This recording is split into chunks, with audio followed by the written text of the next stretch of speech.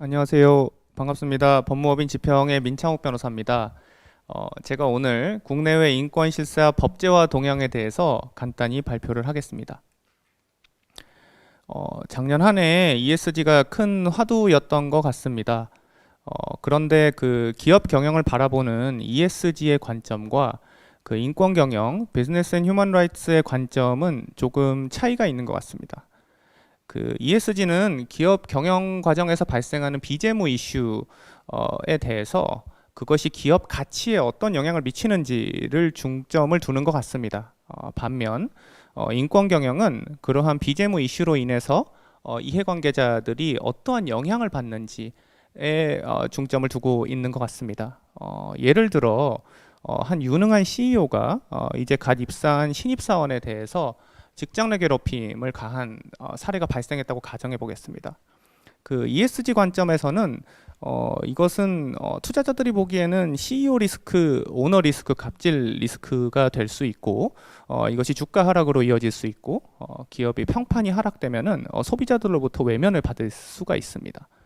그런데 이제 인권 경영의 관점은 이 직장 내 괴롭힘을 피해자, 당사자인 그 신입사원의 관점입니다.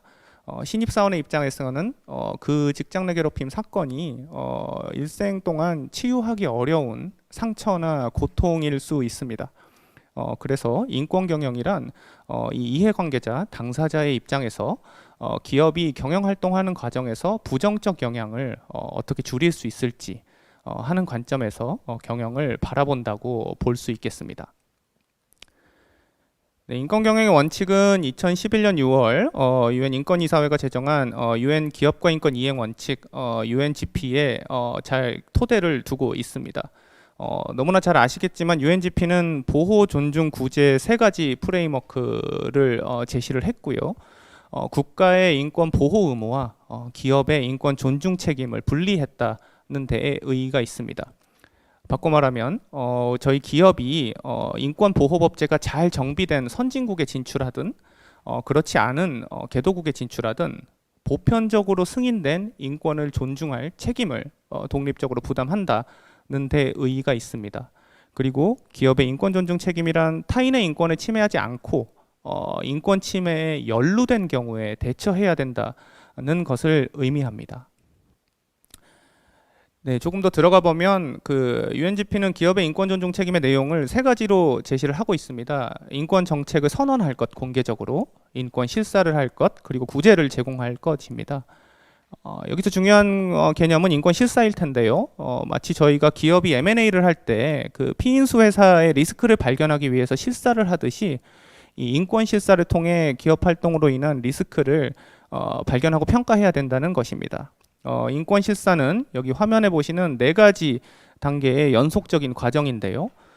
먼저 첫 번째로 기업이 자체 활동 또는 사업 관계의 결과로 인해서 발생한 모든 실제적, 잠재적인 부정적 인권 영향을 발견하고 평가해야 된다. 그 UNGP는 이 부정적 인권 영향을 인권 리스크라고 개념을 하고 있습니다. 그런데 인권 리스크는 사업장 내에서 기업의 자체 활동으로 발생할 수도 있고 사업관계, 공급망을 통해서도 발생을 할 수 있는 것입니다. 두 번째 단계는 이 인권 영향 평가 결과를 토대로 이 내용을 기업의 의사결정 구조에 반영해서 적절한 조치를 취하는 내부 통합이고요.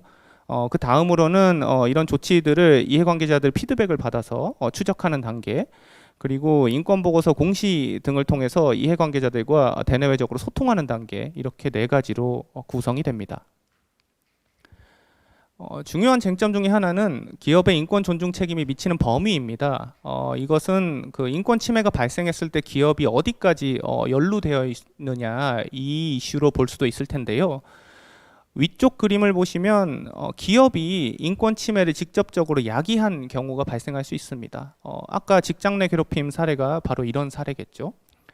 그렇지만 아래쪽을 보시면 기업이 직접 인권 침해를 야기하지 않았더라도 즉 제3자의 인권 침해에 연루될 수가 있습니다. 즉 제3자가 가한 인권 침해를 에 대해서 기업이 기여하거나 또는 제3자의 인권 침해와 직접적으로 연결된 경우가 발생할 수 있는데요. 이렇게 인권 침해에 연루되었을 때도 기업은 적절한 대책을 조치를 취해야 된다는 것이 인권 존중 책임의 의미라고 보실 수 있겠습니다. 사례를 하나 들어보면 그 2013년에 그 방글라데시에서 대형 의류 공장이 붕괴가 돼서 그 내부에서 일하고 있는 하청 노동자 한 1,130여 명이 사망하는 참사가 발생한 적이 있습니다. 이 의류 공장 안에서는 뭐 베네통이라든지 망고라든지 어떤 글로벌한 의류 기업들이 주문한 위탁한 제품들을 생산하고 있었습니다. 이 인권 침해에 대해서 직접적으로 원인을 제공한 그 야기한 사람은 건물주이거나 혹은 그 안에서 열악한 작업 환경임에도 불구하고 어떤 노동을 강요한 하청업체 사업주일 것입니다.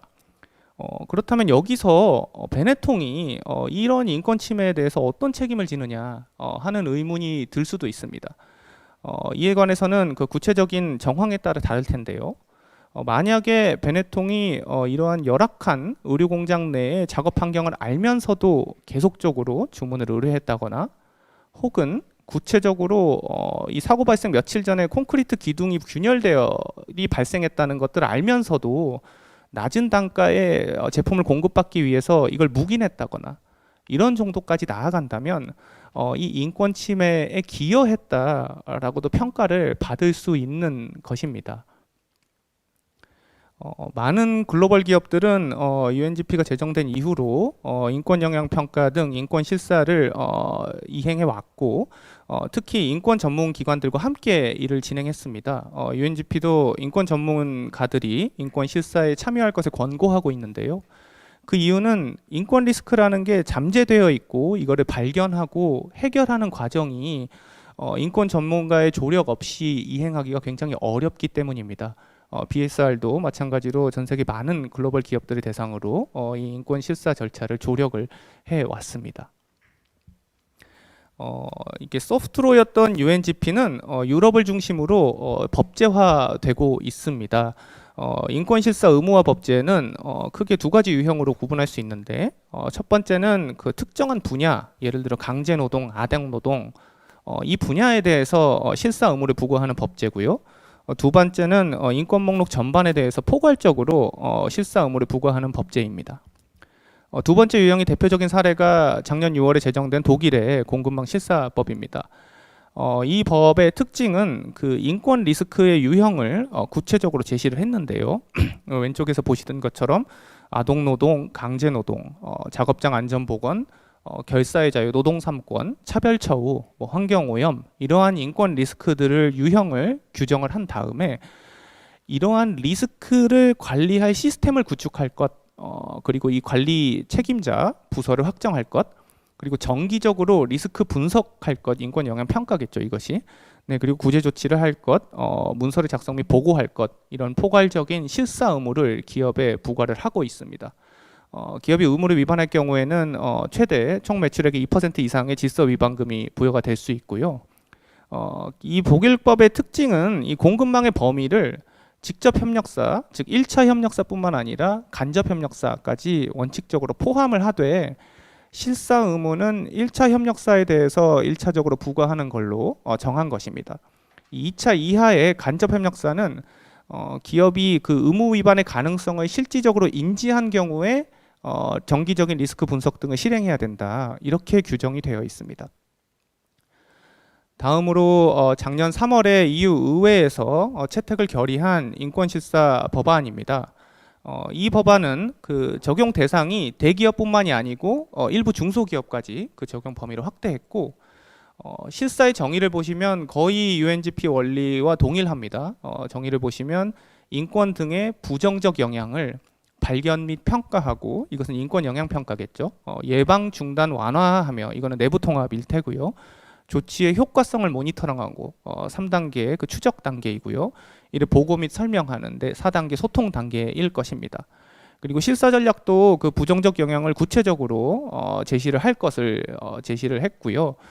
좀 특징적인 점은 실사 전략을 수립하고 이행하는 과정에서 노동조합 등 이해관계자들이 반드시 참여해야 될 것을 규정했다는 것입니다. 그리고 손해배상 조항에서 기업이 직접 야기한 것뿐만이 아니고 제3자의 인권침해 등에 기여한 부정적인 영향에 대한까지 손해배상 책임을 부담하도록 하고 만약 그 주의 의무를 실사 의무를 다한 경우에 이 손해배상 책임을 면책하는 이런 규정을 두었습니다. 흥미로운 점은 인권실사법제뿐만이 아니고 ESG 법제 일반에 대해서도 UNGP 원리가 들어오고 있는 것입니다. 예를 들어 작년 초 이유는 기업 지속가능성 보고 지침안 CSRD의 초안을 발표를 하면서 그 2월의 보고서에 기업이 재무적 중요성뿐만이 아니고 영향 중요성도 함께 공시해야 된다고 했는데, 이 영향 중요성을 설명하는 그 좌측표에 보시면 이게 기여한, 야기한, 직접적으로 연결된 이런 표현들이 들어와 있습니다. 그리고 2017년에 그 소셜 텍소노미 초안 보고서가 발표가 됐는데, 여기서도 사회적으로 지속 가능한 경제 활동을 분류하는 기준, 핵심 기준으로 UNGP를 제시를 하고 있습니다. 네. 다음으로 작년 말이죠. 불과 몇 주 전에 한국에서 인권정책 기본법안이 통과가 됐습니다. 통과가 된 게 아니고 국무회의를 통과하였죠. 그래서 제5장에 기업과 인권에 관한 장이 신설되었고 17조 1항에 보시면 인권을 직접 침해한 것뿐만이 아니고 제3자가 다른 사람의 인권을 침해하는 일에 관여해서 기여해서도 안 된다는 원칙을 제시를 했고, 그 다음에 18조 1항을 보시면 필요한 법령과 정책을 마련하여야 한다고 해서 후속 입법의 근거 조항도 둔 것으로 보입니다. 네, 마지막으로 기업의 이해관계자란 결국 사람인 것 같습니다. 주주이건 공급망이건 구체적으로 내려가 보면 하청업체에서 일하는 사람이 있습니다.